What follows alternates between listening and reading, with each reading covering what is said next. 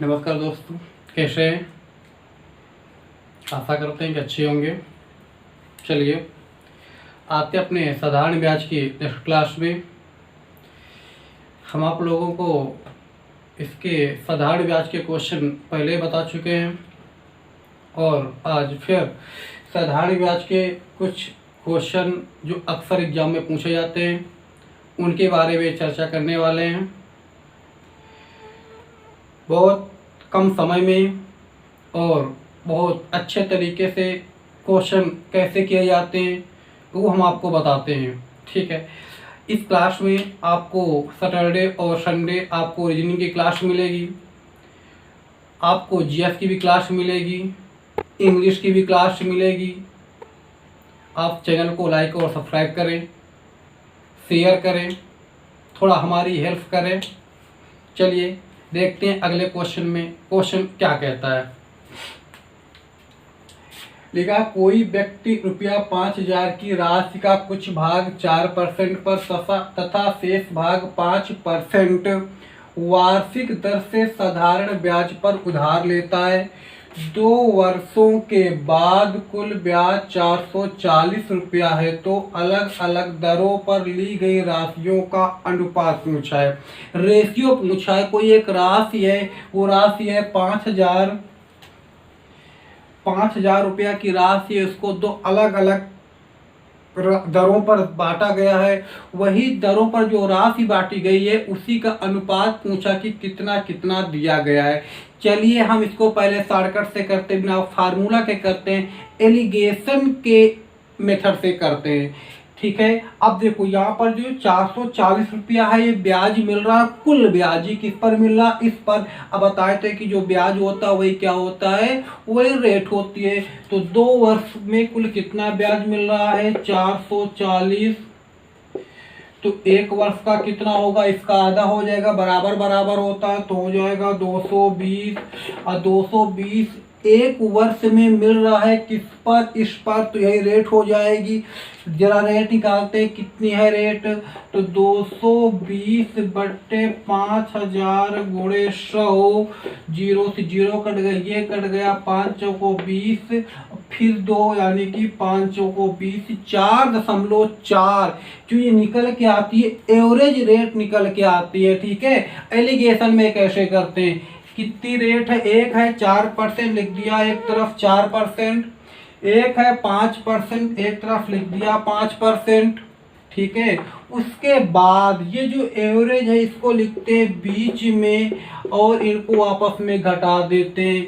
इससे इसको घटाएंगे तो आएगा 0.6, इससे इसको घटाएंगे तो आएगा 0.4, पॉइंट कट गए, 2 3 जा 6, 2 2 जा 4, यही इसका आंसर हो गया। रेशियो में आंसर हो गया। कितना क्या पूछा था, रेशियो पूछा था और आपका आंसर आपके सामने। कितने कम समय में कितने अच्छी तरीके से, आई होप समझ में आप लोगों को आ गया होगा।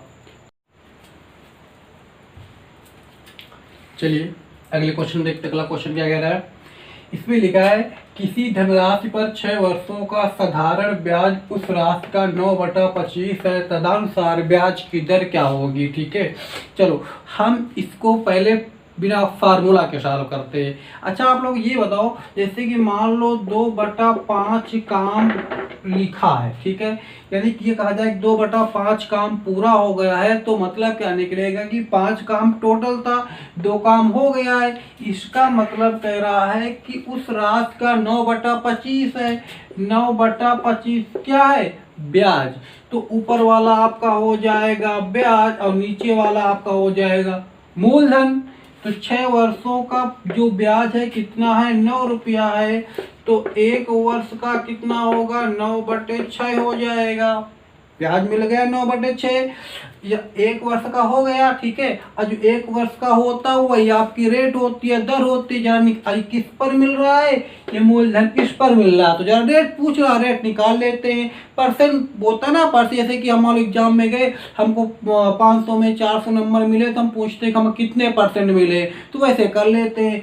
ये कितना परसेंट है किसका, 25 का। देखते हैं तो 29/6/25 इंटू 100 तो ये यहाँ पे आ जाएगा, इसको सॉल्व कर लेते हैं।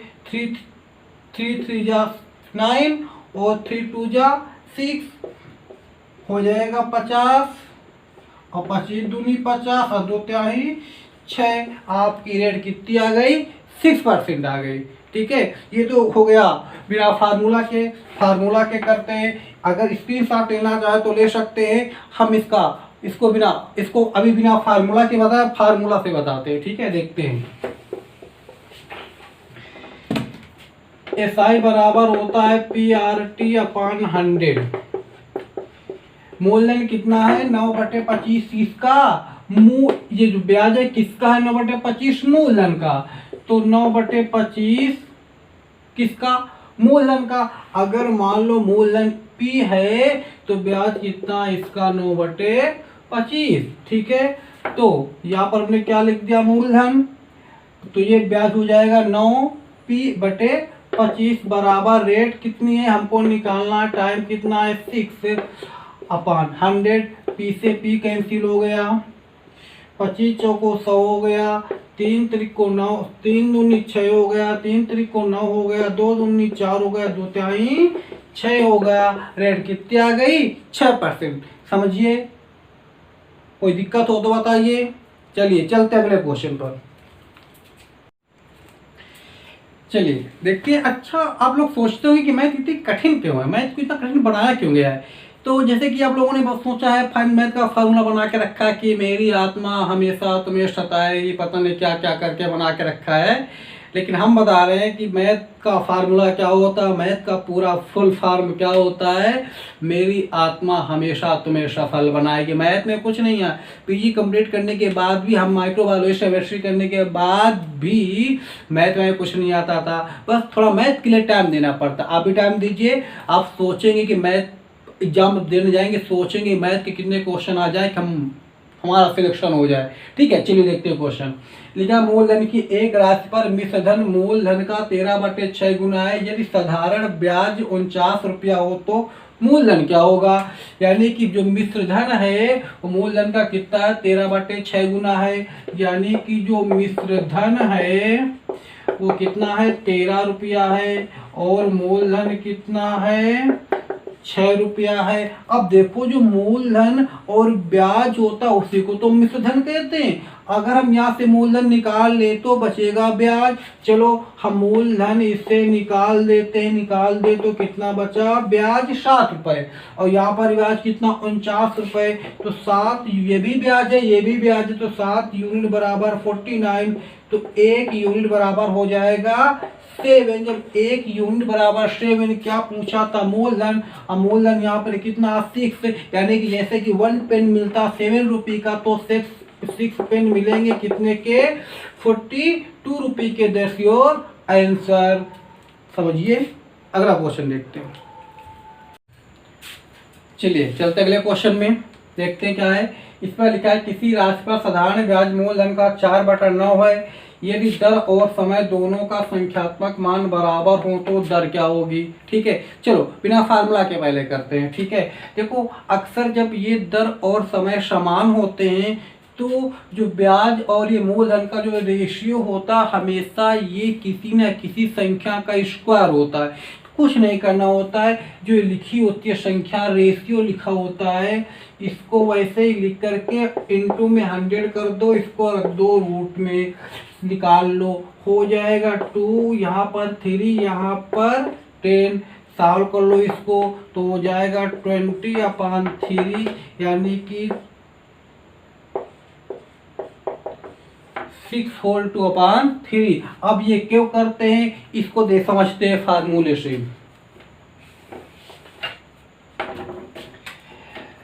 SI इज इक्वल होता PRT/100।